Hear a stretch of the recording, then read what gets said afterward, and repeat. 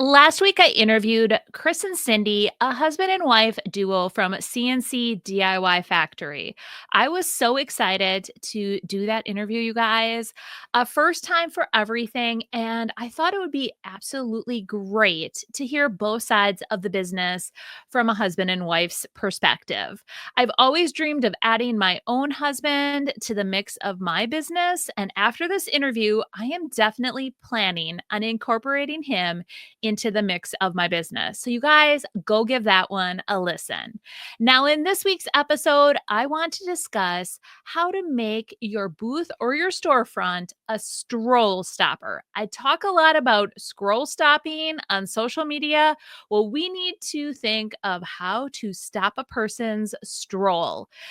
There's so much competition, and you have to think about what will set you apart from others in a vendor mall or a downtown shopping area?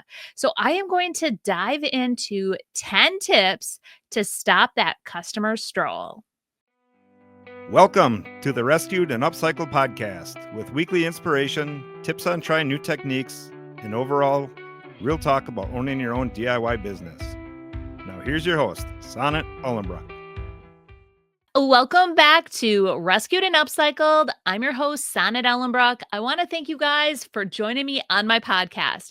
This is episode 37.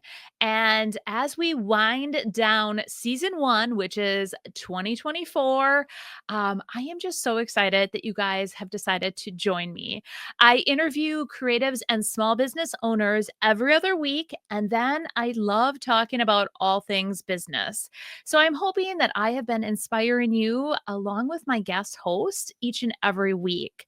This week, you guys, we are going to talk about how to get more people into your vendor booth or your storefront, whichever you may have. And some of you might have both. What is going to stop their stroll and draw that shopper into your booth or your storefront? I want you guys to first and foremost think like a customer. What stops your stroll? Like as you're in the mall or you're walking through your downtown area or you're in a vendor mall, what things will stop your stroll? So many times I just watch people and they just keep walking. It's like, are you there to shop or are you just there to walk through the store and just randomly look? Like, what is going to stop your stroll? And if you think about it, it's really all things sensory. If I smell something or if I see something that's eye catching, I definitely want to look further. So, today I am going to talk to you about 10 tips that is going to help you stop that customer stroll and turn them into a potential customer, which is going to help increase the possibility of a sale. So, if they aren't coming into your booth or your storefront, you are never going to get the opportunity to sell to them. So, let's up our chances with these 10 tips. So, first and foremost, tip number one, you guys, is lighting. I cannot emphasize enough, my friends. Lighting is key to any storefront or booth. So you want a very well lit booth or storefront display. If it's dark and gloomy, if it's dark and gloomy, you're gonna be just more apt to walk by, or they're gonna completely overlook your booth altogether. And but if you have that right lighting, something is gonna catch their eye. Having lighting also strategically placed within your booth, that is also another key factor. This can be like mood lighting, so have just a lamp strategically placed in the back of your booth or even up above and like focus on different focal points within your booth. But you definitely want it lit up. You don't want it to be dark and gloomy. Now, that's with a booth. Now, if you're thinking about a storefront, it's your window displays. It's your window display, you guys. And the one thing is, I always think about as you're driving along, like I drive down through downtown Appleton, and there are many storefronts that are completely black. They just don't want to spend that extra money on lighting, but light it up at night. Think about how many storefronts, like I said, don't have lights. And if you are lit up, you're going to attract attention to people that are driving by. They're going to take a peek. And, many times too, like if they're driving through during the daytime, there may be a glare on your window. So they'll never see your window display. But at night, you don't have the glare from the sun. And if your window is lit up and you have a eye-catching window display, it's going to give them a reason to want to check out your storefront. They're going to think, I'm going to go back there when they're open. So, for the booth owners of the world, you just want, something really eye-catching. As they're walking by, what's going to draw them into your booth? So, make it cozy with mood lighting, and really focus on one thing in your booth or a couple different focal points. I like to have my main focal point. I like to have different lights from above focused on that. I also like to have lighting on like my displays of paint, my paint displays. I want them lit up. I have 2 lights on every paint display so that that is lit up. So whatever you're trying to sell, light it up. Now, tip number 2, like I said earlier, sensory. Think about, like all the smells. Sensory is going to get them every time. Now, I think of the holidays first and foremost and all the smells. What is going to get you in the mood for holiday shopping? And I have to tell you guys, Water Street Vintage does an amazing job to create the perfect holiday atmosphere. They make homemade potpourri. And the moment you walk through their doors, you are immediately put into the holiday shopping spirit. And it's the scent. It is honestly her handcrafted potpourri, and it just smells so good. I wish I could put all those smells and have it come through this either the microphone or the video, because honestly, it is so yummy. So I would highly recommend heading on over to Water Street Vintage in New London and grabbing some of that potpourri before it's gone, gone, gone. It is absolutely amazing.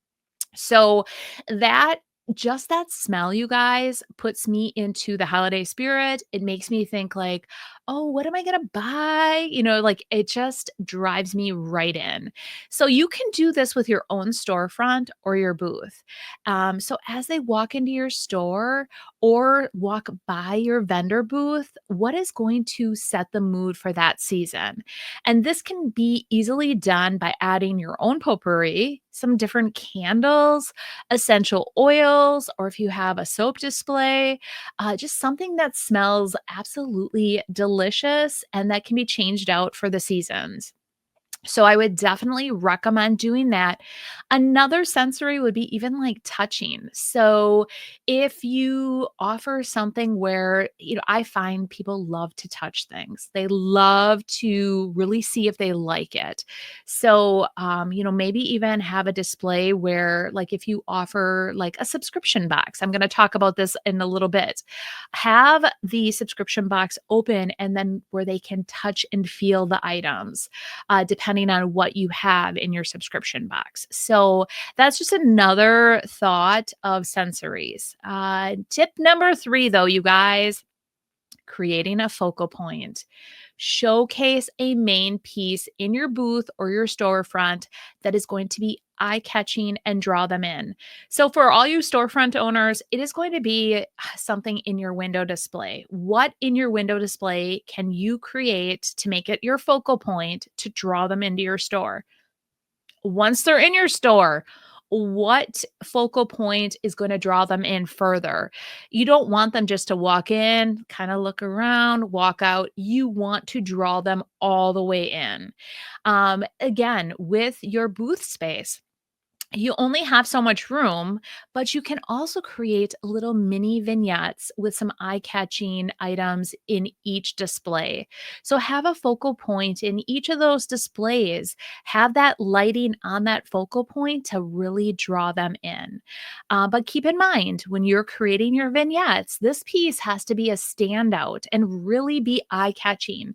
um, like, think of, like, even if you have a big, beautiful Christmas tree that is completely lit up, that is gonna be eye-catching for the holidays. So, think of it like that.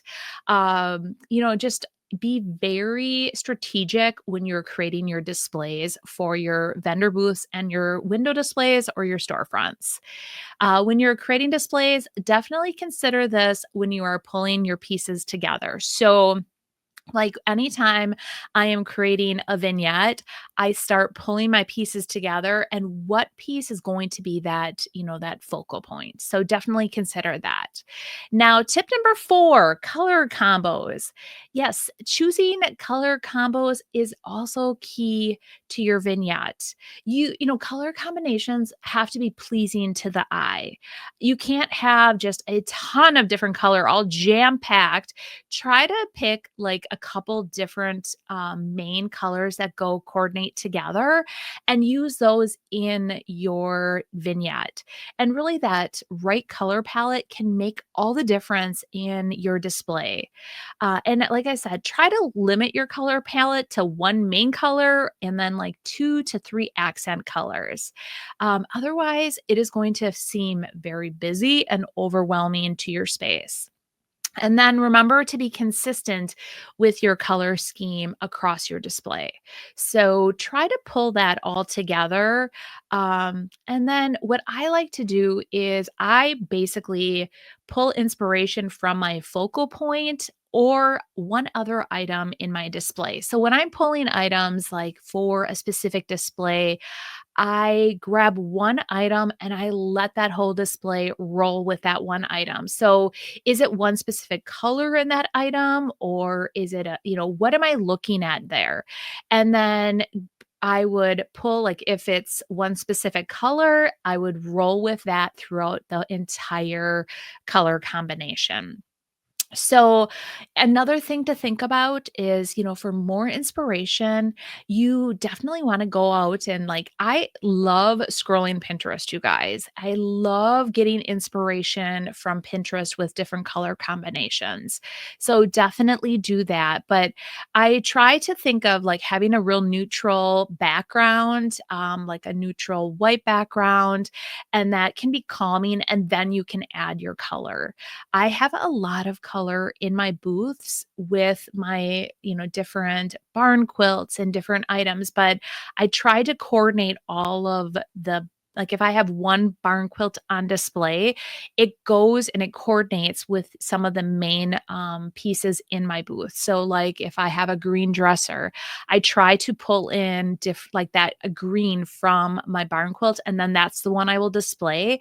I do have a separate spot where I have additional barn quilts that they can kind of pick and choose from because everyone has different tastes in what they want in their barn quilts. That's just an example. But yes, so I have many of them, but then I have one specific one displayed within my vignette. So, also, like, keep in mind, are you going for like a theme? So, for example, like I talked about green, that is really green can be associated with nature. So, are you going to bring in more of like a nature feel to your whole vignette? Blue, it can be very like calming, associated with like a peace. So, kind of like pick and choose your colors that way as well. So, like, I love reds for the holidays, you guys. I am a lover of red anyway, and for the holidays, I don't know why, but like a good red makes me feel all holidayish, and that's what I like to incorporate in my holiday vignettes is like pops of red. And whether that be like I like a bright red, but some prefer like more of like that burgundy red. So keep that in mind and then do pops of red and, obviously greens and greenery. So, yes, your overall color palette definitely makes a difference. Now, number 5, bundling products. So group like items together. What I think that a lot of displays lack is they have a lot of onesies. So you'll see like a onesie here, everything's onesie. And what I noticed a long, long time ago is that displays that I really love, there are liked items grouped together. So whether you have a bunch of different rolling pins, my friend Sylvia loves rolling pins. And if you group a bunch of rolling pins together, or even like if you have an area that is all like a kitchen vignette and you have different kitchen items all grouped together. So keep that in mind. Like, having the items like grouped together, either whether they're based on color, like a theme, or, a like item, it just really sets your booth apart or your displays apart. Also, grouping in odd numbers, you guys, is much more appealing than in like even numbers. It's like even when you're doing a landscape design, you want to have like 3 hostas versus 2. It just is more appealing to the eye in odd numbers. So keep that in mind too when you're pulling different items together. Like if you were doing a garden display, for instance, and you had McCoy pots. I would definitely recommend doing 3 McCoy pots versus, 2. It just looks a lot better. Hopefully those examples, it's like stuff that I like. But I hope that example helps. Also, tip number 6, educate them through signage or a video. Tell them about a product you sell because you cannot be there all the time. Even if you own your own store, if it's busy, you cannot be in every single spot at every single moment, helping every single shopper. So have signage. Also, if you have a booth, you're never there. You're only there when you go to restock and reset, and it's a very limited time that you have in front of that customer. So make sure you have signage or, like I said, a video to help with whatever you're selling. Debbie Beard created for all her retailers a little video on a zip drive, and you can have it playing in your booth, and it talks all about DIY paint. It is absolutely amazing. She did a fabulous job on it. So keep in mind, like, think that way. So one of the ways, you get this customer into your booth, how are they going to know about you further? QR codes are amazing, you guys. So showcase where they can find you beyond this booth or your store. Are you on social media? Have a QR code that's going to link them to, like, if your main social media is Facebook, have it linked to Facebook. Have them like you. Talk about, like have a sign talking about where they can find you. Where, are you a YouTuber? Do you do how to tutorials? Have some signage linking that information because once they leave your booth, you guys, they will forget about you like instantly.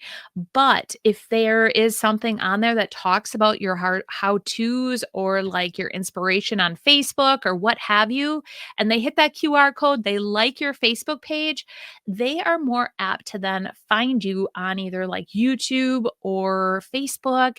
And when you post something like, I've updated my booth space, and then they're like, "Oh my gosh, I love that item." Do you know how many things I sell when I take a photo of something in my booth and they see it, or I do a video and they see something, they go to my booth and they buy it.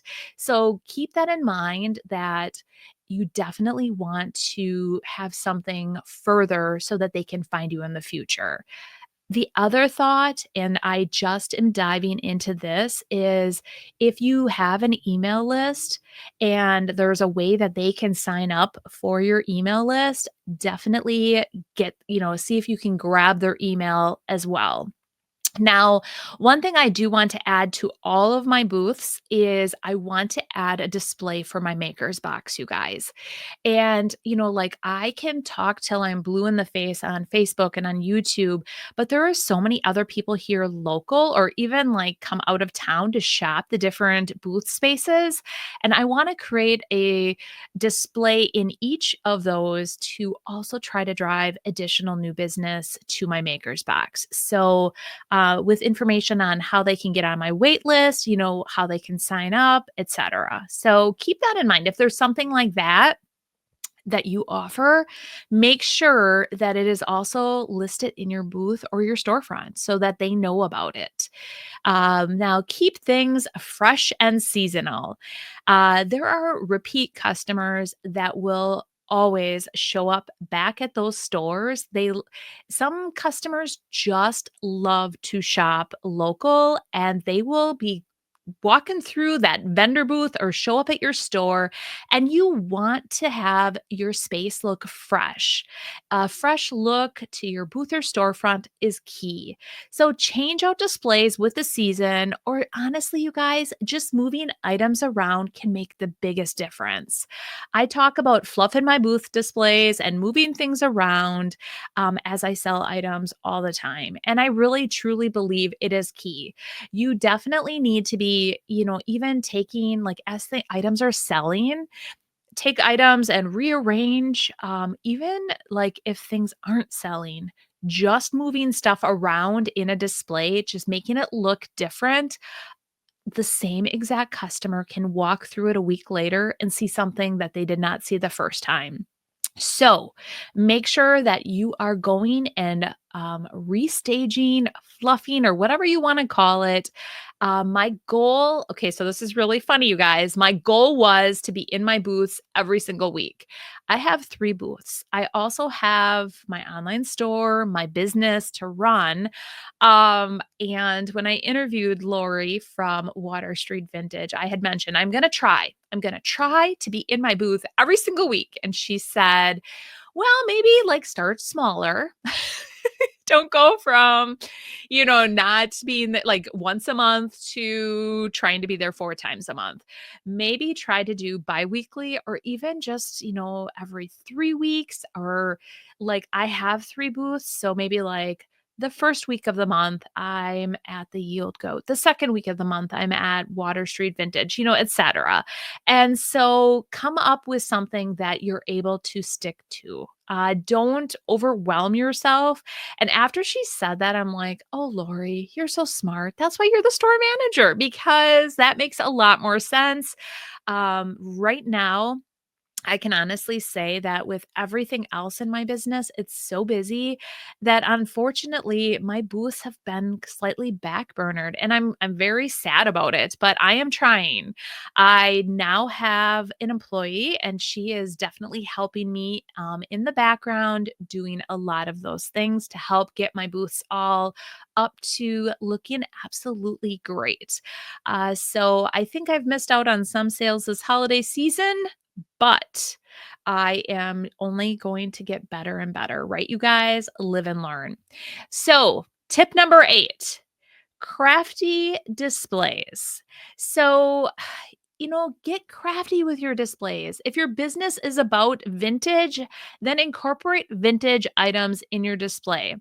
I also recommend, if they are vintage items, that every piece in your booth is for sale, because that will allow you to change up your displays and help it make things look new and just fresh for your business. When I first started my very first booth, there were certain items, like it took me forever to find this perfect display piece. And I thought, I'm not going to sell it. Do you know how many people asked me if it was for sale? And I'm like, no, it's not for sale. Now, looking back, I wish I would have sold it right away, because I finally did put it for sale and it did sell, but it could have sold right away. I could have found a different display piece. It would have been fine. But I was so set on like, I didn't want my display to change.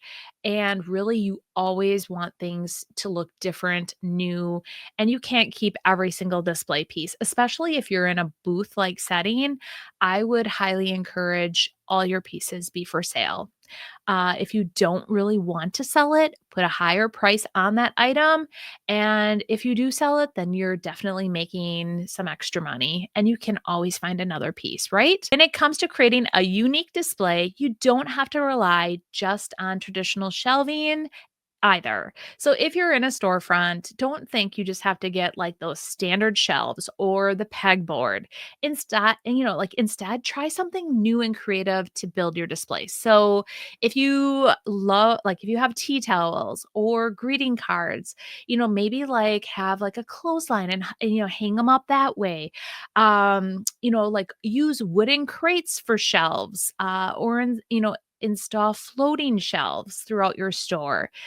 These can definitely be changed too throughout the season. Display smaller items in really unique trays or baskets that you've thrifted. Use a decorative wall ladder to drape like clothing, towels, scarves, things like that.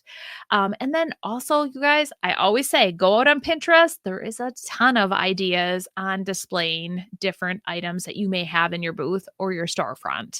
So, tip number 9, spotlight your best sellers or a specific holiday item. So, in the front of your booth, have a designated area that showcases some of your best sellers. So, if you know that some of your best sellers are your famous holiday ornaments, have a spot designated just for those and maybe make a sign and tell your customers, what this product is and why you have it featured. Like, this is the number one seller.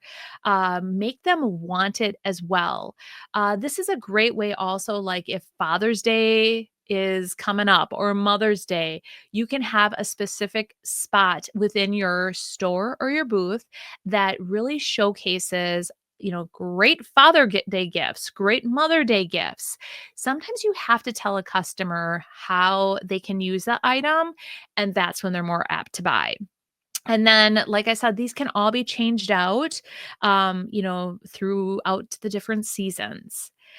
All right. The very last tip, you guys, tip number 10. And this is also another big one. Less is more.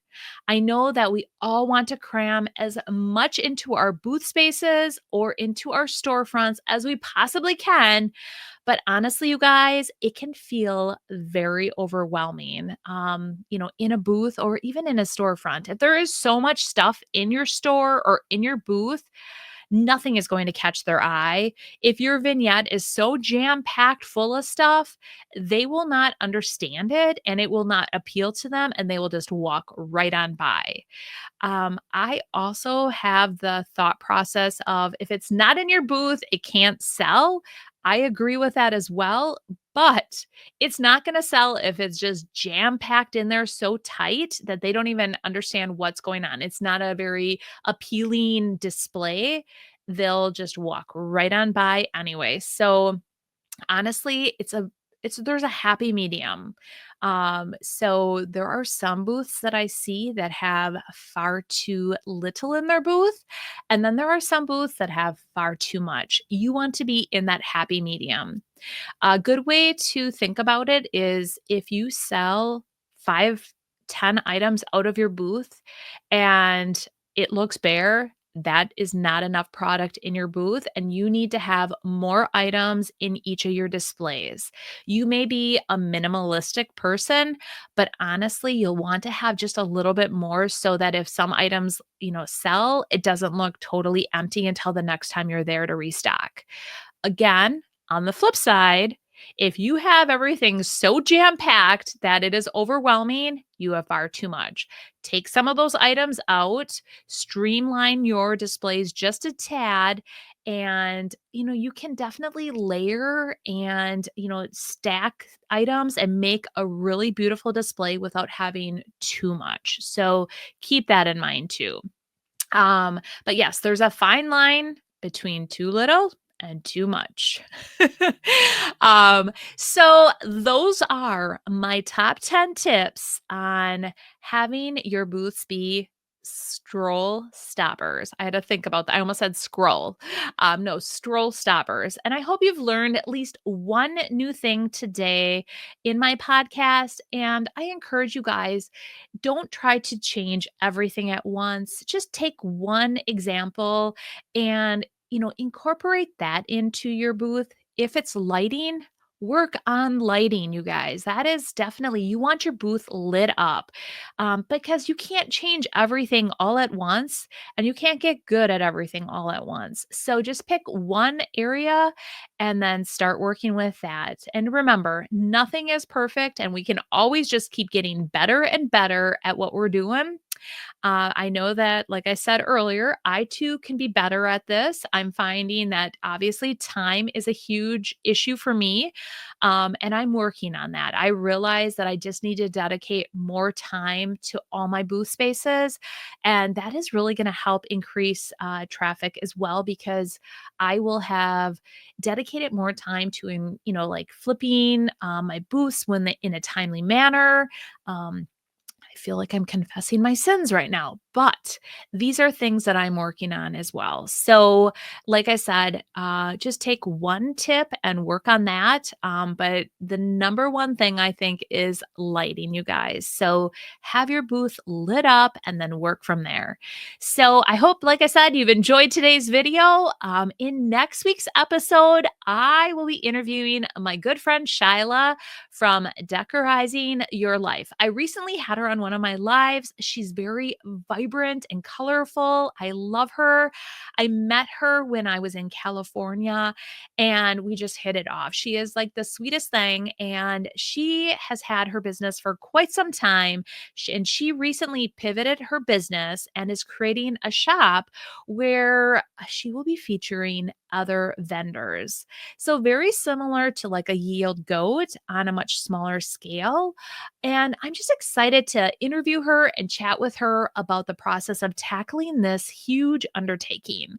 So that will be in next week's episode, you guys. And I cannot wait to get that interview started. Now, if you don't already, and are listening on any of the podcast platforms, you guys, rate, review, and subscribe so you guys don't miss out on an episode. And if you are watching over on YouTube, remember to hit that thumbs up, subscribe to my new podcast channel. I did separate my podcast from my main channel. I just felt like it was time to have just a dedicated podcast channel. So definitely subscribe. And then let me know what you guys are thinking in the comments. What is one thing that you are going to be tackling out of the 10 tips that I gave you today? And remember, I am also on other social platforms like Facebook, Instagram, Pinterest, and it's at Sonnet's Garden Blooms, where I provide a whole lot more content over on those platforms. Well, I hope you guys have enjoyed today's episode, and we are going to see you next week. Bye.